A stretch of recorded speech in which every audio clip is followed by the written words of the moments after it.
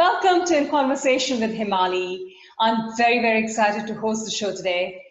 Life, the purpose of life is to be happy, and most of the times we do remain happy. But we do have our ups and downs sometimes, and then we don't know how to deal with it. So I met the guest who's going to be with us. I met her at a party, and I was mentioning to her about some ups and downs that I was facing, and she told me something beautiful, which I keep always with me. She said, "If life gives you lemons, make lemonade out of it." And since then, I've kept that in my head, and I kind of move on with that. Please join me in welcoming Reena Goenka. Reena Goenka is a psychotherapist counselor in private practice. She lives in Singapore and has been here since the last 26 years. She's married and has two fantastic children. She's a mom of two fantastic children. Welcome, Reena. Hi, thank you, Hemali, for such a warm welcome. Thank you. Reena, it would be nice if you could tell us something more about yourself.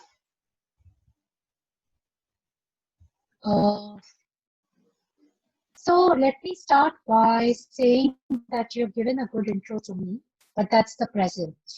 Thank you. I am a psychotherapist and I am a proud mother of two children. But if I were to look back, I'm also a finance graduate. I've done my management and finance studies. Right. I quit my work when I became a mother. And later on, I started thinking I need to start my career again. And finance did not appeal to me. So I switched my career to learning hypnotherapy, learning counseling, working with trauma. And here I am sitting with you, Hemali. Hopefully, I am able to talk a little bit more on my counseling and how it can help everyone. Thank you. Interesting, Reena. Quite a shift from finance to hypnotherapy and then to counseling. Right. So, Reena, what is it that inspired you to pursue, psychotherapy counseling?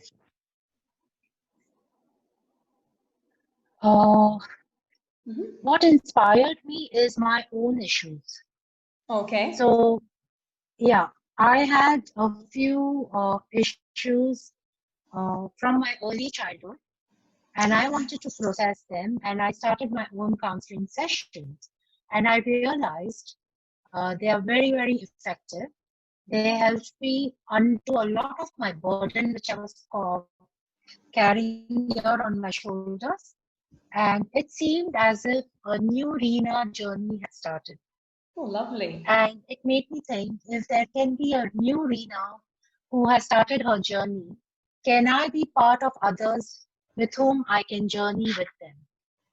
Wow, that is so and lovely, that's Reena. my motivation, yes. Oh, okay. And Reena, what in your opinion is one of the most important quality that a psychotherapist counselor should have?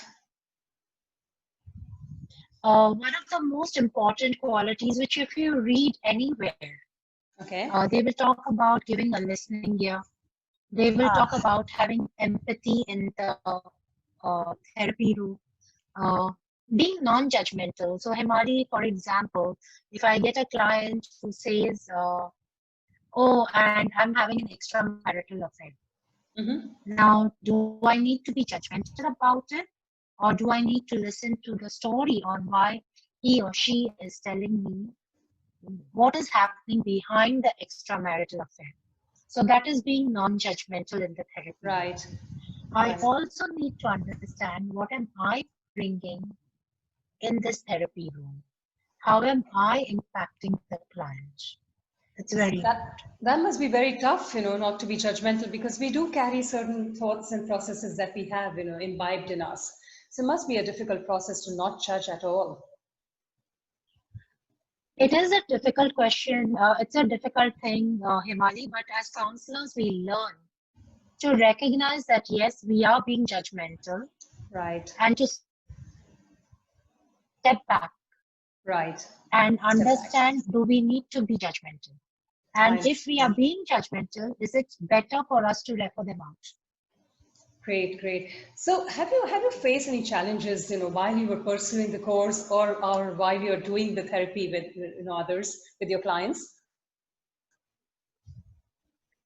Financially, no, I did not, because my husband was always there supporting me.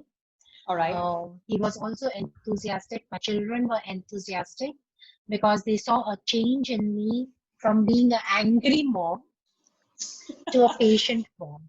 Wow. Uh, so, uh, but I did face my own internal challenge. And that is what I had gone to work in therapy with, is my internal belief I'm not good enough. Ah, And occasions came academically. Now, when I'm working as a counselor, I have to meet the challenges of I'm not good enough. wow. Right. Okay, Serena, what has been your success story, and would you attribute your success to anybody in particular? The foremost I would like to attribute my success is to myself. All right. My family members were definitely with me, but I do believe it was my determination, my enthusiasm towards life. So I Good for don't you. see my success only as being a counselor.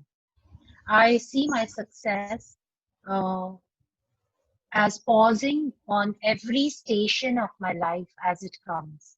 So if I'm Lovely. in a train, it's as if I'm getting down on a station, Wow. appreciating the goodness of my life, and then moving on. So I did not know how to appreciate till I took up my therapy for myself, but now I can appreciate my early childhood also. What a beautiful comparison So you've given some of here. the, yeah, thank you.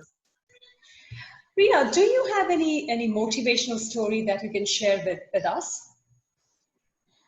Thanks for asking this question, Himali, because I feel each one of us goes through our own challenges. Oh, yes, we do. And one of the biggest challenge I went through, like I said earlier, is Mm-hmm. this belief I'm not good enough. It's because in a class of 60, till I Okay. was in grade 7, I used to be the backbencher. All right. My Okay. I used to come, 58 rank, 59 rank out of the class of 60. Oh, So okay. that kept confirming to me that I'm not good enough. Oh, So okay. whatever others may say, my own belief started getting cemented. Oh, Uh, but something pushed me in grade 8, which was a big family disturbance that happened, okay. and it pushed me, it motivated me to do well. In fact, I've become Wow. an inspiration story in my family. I'm going to interrupt So, you over here. yes, But Reena, you mean a negative situation brought a positive out of you? Is this what you're saying? Wow. absolutely. Yes, Himali. All right. It was a situation where people can either go really the wrong way. Okay.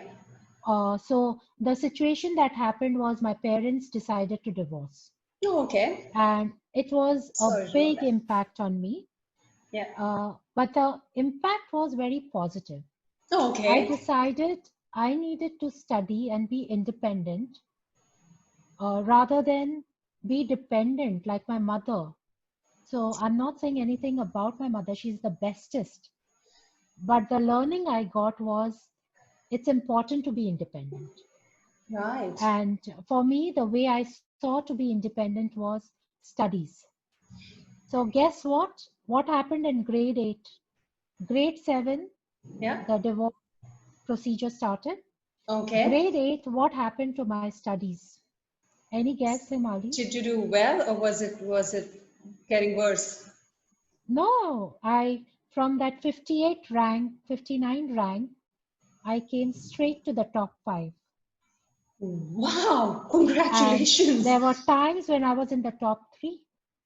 So what was it that made you kind of do better?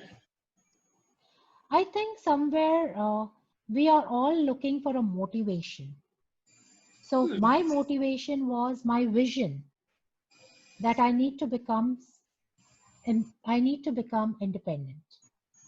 I Okay. need to stand on my 2 feet uh, and earn good money.